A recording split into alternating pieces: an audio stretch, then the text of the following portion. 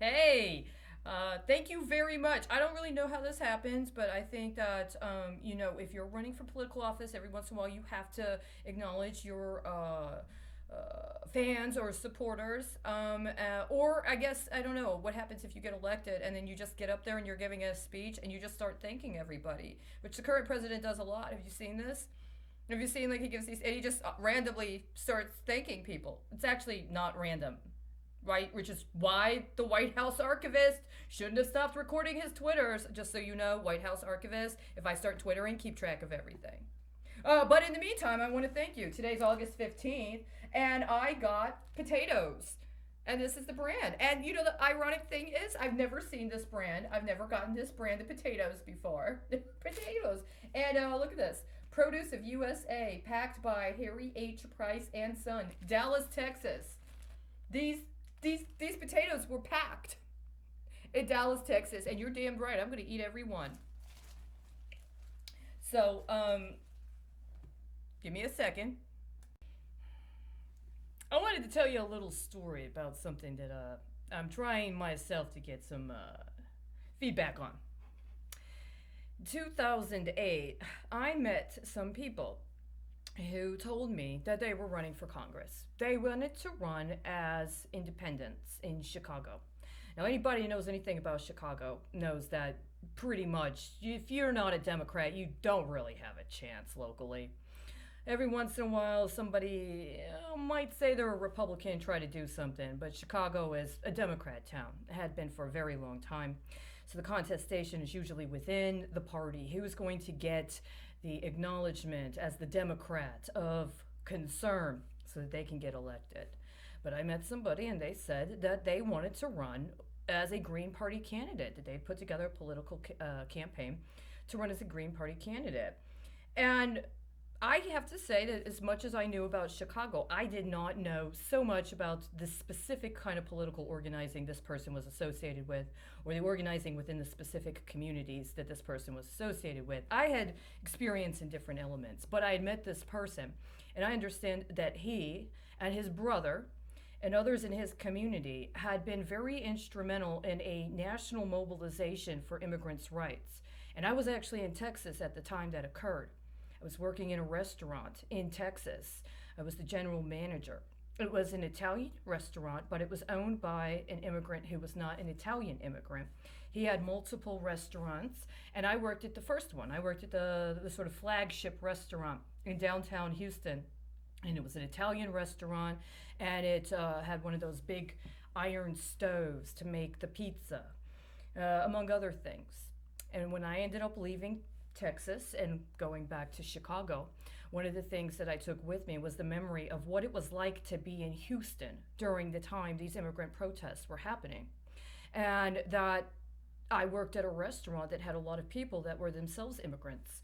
And so I had to deal with what it meant to be a manager at a restaurant with a substantial amount of staff that would have potentially been political constituency that would have been galvanized, mobilized, or impacted by this national protest movement.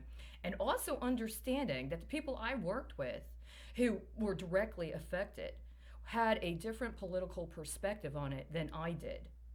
And so this was something I took with me when I went back to Chicago. And when this particular person told me about the role he and his brother had in the mobilization for the protest, and that he wanted to know if I was interested in working on his campaign, I was very excited. I had never worked on a political campaign before. I'd been a journalist.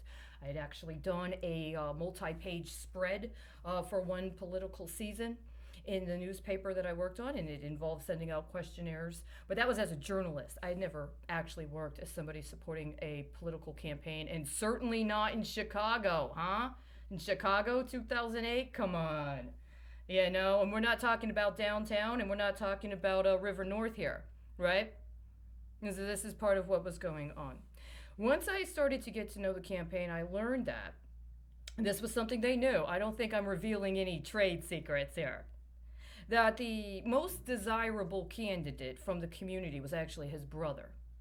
But his brother had been medically incapacitated. He had had a stroke. And because he had had a stroke, he wasn't able to give the kind of oratory and provide the kind of confidence as a leader that the people knew he had. And his brother wasn't necessarily replacing him. His brother was also somebody that was a leader in the community, but regardless of what else would have been going on, they allowed for this situation where the brother stepped up and said, you know what, I'm going to run. I'm going to run. I know my brother was capable of doing it. He wanted to do it for whatever reason. He's medically incapacitated. He can't do this, so I'm going to do it. And I worked on the campaign for a while. I learned a lot. It was I had never been involved in this sort of thing. I helped in a variety of ways. I did stuff as part of the opposition research, although that's not how you referred to it back then, or at least at that time. And one of the things primarily I researched was concerning elements of the 2008 banking bailout that was in the process of happening, specifically changes to the financial sector that impacted real estate. Because a lot of what I had done as a journalist, as a matter of fact, my very first beat was real estate in Chicago, right? It was very exciting. So when I was doing this research and I was identifying what could potentially be challenges to the credibility of the opposition, who happened to be on the House Financial Services Committee, then it was very compelling, and it was something that we tried to bring awareness to. Now, the fact that the candidate was primarily concerned, his major issue was immigration, was not immaterial.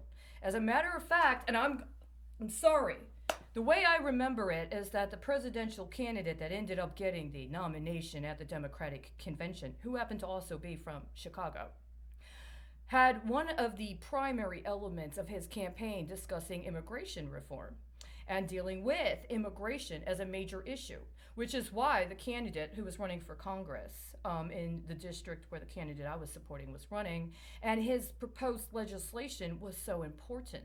And to have a challenge from within the city and within the context of the larger community to that kind of policy, especially not as a Democratic candidate, by the way, but as a Green Party candidate, was very profound. And there was a lot of desire that I understood from around the city as a whole to that kind of a challenge. Indeed, there was a slate of Green Party candidates that were running in Chicago at that time. Now, I'm not going to pretend I have as much awareness of all of them as I should have. I had been out of state for most of the summer. I'd worked outside of the state for the summer, and it was only after I returned that I became involved in the campaign. I didn't get as involved in the party slate, but I was definitely involved in the campaign, and I learned a considerable amount, including a considerable amount that made me question how it was that a very important criminal investigation involving fraud connected to real estate deals in Chicago got swept under the carpet right around the time of the Democratic Convention and has not been revisited adequately to this day. I bring this up because I, at some point several years ago, tried to look for information on these candidates from the Green Party, but not exclusively. See, there were other candidates that were running in the suburbs, including Cicero, including in parts of the northern part of the state, that may not have been, shall we say, prime Democratic Party contenders. And the ironic thing is, under the illusion of some sort of disparity in terms of what would have been acceptable party participation within the Democratic Party machine, what gets invisibilized is what actual political capital people had at that time that got divested from them and got recirculated to other candidates that did cooperate with that specific kind of machinery. And so part of what is going on right now is an acknowledgement that I need to make, that at that time I was green. I was actually more green as a politician than I was as a newspaper editor. You know that? And it's one of the things I'm dealing with right now. So I am going to apologize in advance if I don't have all of the etiquette or protocol down. I don't know how to perform. But I do know that I have a right to representation, and in lieu of any adequate representation in the last 10 years, I'm the best shot I got.